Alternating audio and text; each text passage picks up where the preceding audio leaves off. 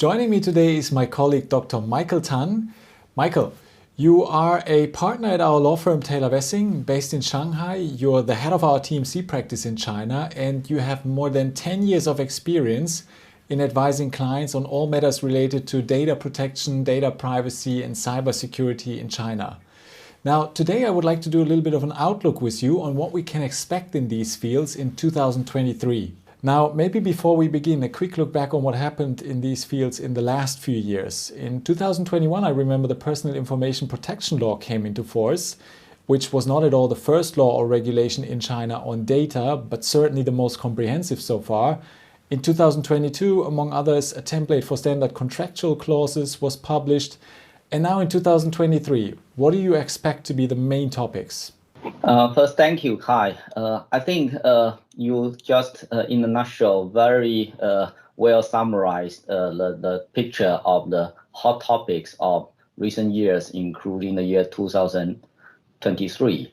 But there's one interesting aspect which I believe that many of those sitting in front of the screen might have also overlooked. You mentioned correctly to the Personal Information Protection Law, which is the PRC counterpart of the European GDPR. However, interestingly, you did not mention the PRC Data Security Law, which actually is equally important or even more important in the Chinese context, which concerns about national security. And we do realize that this seems to be a topic which quite often is overlooked by international companies. And then coming back to your question of what we may expect in the year 2023, I think now with all those detailed rules being rolled out, the year 2003 will really become a year of enforcement and implementation. And there are very specific and clear deadlines imposed by the respective new rules. And particularly if you are dealing with cross-border data transmission, then it's time to take action to better accommodate and be prepared for potential enforcement. So the year 2003, we do expect there will be more detailed guidance being rolled out, and also we do expect that more enforcement actions from the PRC regulators. That is a very good point, Michael. When the Personal Information Protection Law came into force, it was not enacted in a vacuum, so to speak. There were already several laws and regulations dealing with data in China at that point. But then, from your practical experience, what were the main adjustments that clients had to make in order to be compliant with the new Personal Information Protection Law? Yeah, Kai, I think you are right. Indeed, many of our clients, they have already taken measures years before the PIPL came into force, because in earlier years, we have some other rules regulating data protection topics. We also have the Cybersecurity Law also touch upon data protection. However, a lot of adaptation and new directions will need to be taken and followed. Number one, very importantly, that if you are used to GDPR, please don't overlook the topic of important data in the Chinese context, because we not only have PIPL, but also we have data security law, which concerns about national security and the concept of important data. This is quite challenging to be managed in reality. There are mechanisms to follow, and clients will need to take very effective measures to classify their data in order to stay compliant. And another important aspect to adapt would be to follow the more detailed implementation measures, guidelines, and also the implementable procedures. Because if we talk about data cross-border transmission, which almost every company will bump into, you need to either conduct a kind of export security assessment if your data reaches the statutory threshold, or you need to have the standard sample clauses in place, which needs to be filed, and there are also very clear deadlines to be followed. So this will be the major adaptation we see that companies should pay attention to in the year 2023. Michael, you mentioned at the beginning that you expect the enforcement of data regulation to be one of the major topics in China in 2023. Now, I mean to remember that in Europe, when the GDPR came into force, it took about a year for the first heavy fines to be seen on the market.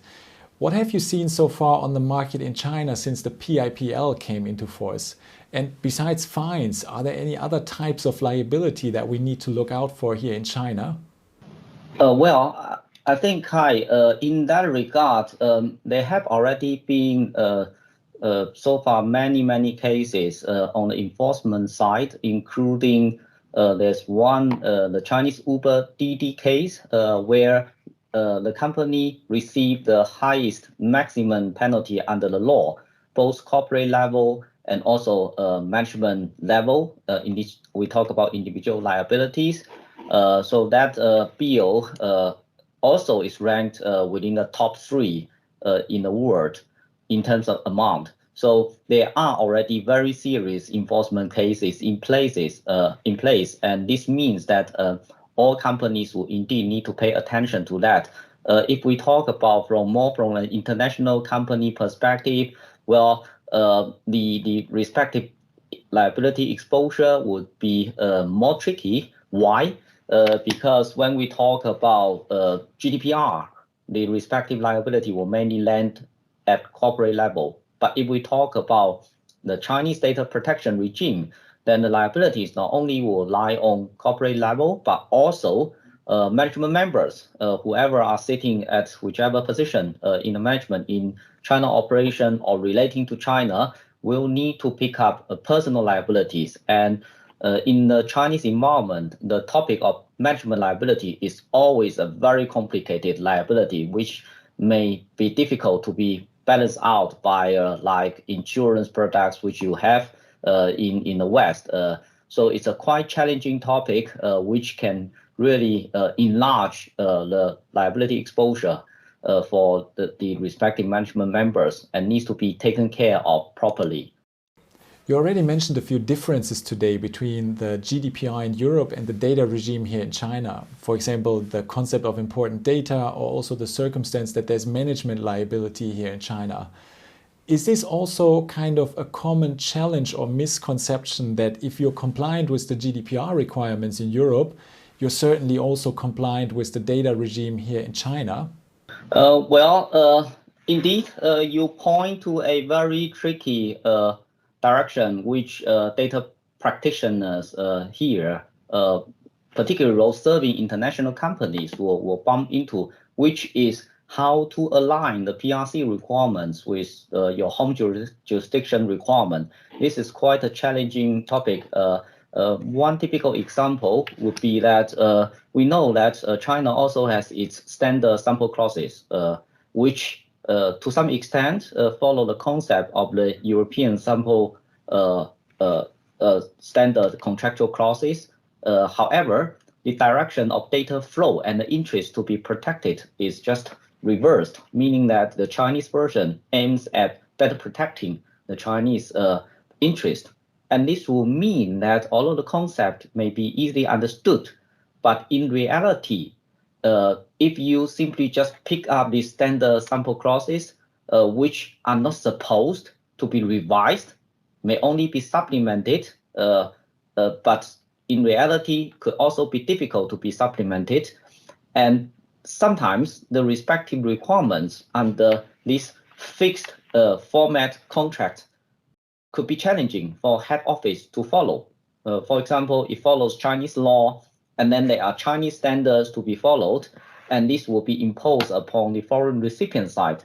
So how to align this with the data protection practice and requirements in the head office home country, this will be quite a challenging field where you will need quite some brains and efforts to communicate and to align, and including also to discuss with the regulators, because we do believe, based on our practice, there is still some room to better manage this topic in the real world. Which would then also mean that if you adopt your GDPR blueprint here in China without any adjustments, there is a risk that you overlook certain particular requirements of the data regime here in China, right? Yes, indeed. As I mentioned at the very beginning, that if we talk about PRC data protection you need to avoid certain misperception, which based on our experience may likely include that, okay, GDPR, this is the golden rule of privacy protection. Then if I apply that also to my China operation, it should be fine, which in our view is completely wrong because there is also the other important pillar of important data, how you regulate that. And that is not going to be covered by your privacy framework. And also the PRC, privacy protection regime, has quite some different features compared with GDPR, and that you need to adapt. And particularly if we talk about cross-border data transmission, it's different direction because the rules here are aiming at protecting Chinese interests. How you cover that, and besides privacy, also how you cover the potential transmission of important data across the border, and which will apply not only to, say, B2C model, but also to B2B business model, including a lot of manufacturing business. I think these are the important pitfalls which international companies will need to avoid when talk about data protection topics concerning China. Michael, thank you for joining us and sharing your valuable insights with us today. My great pleasure, Kai.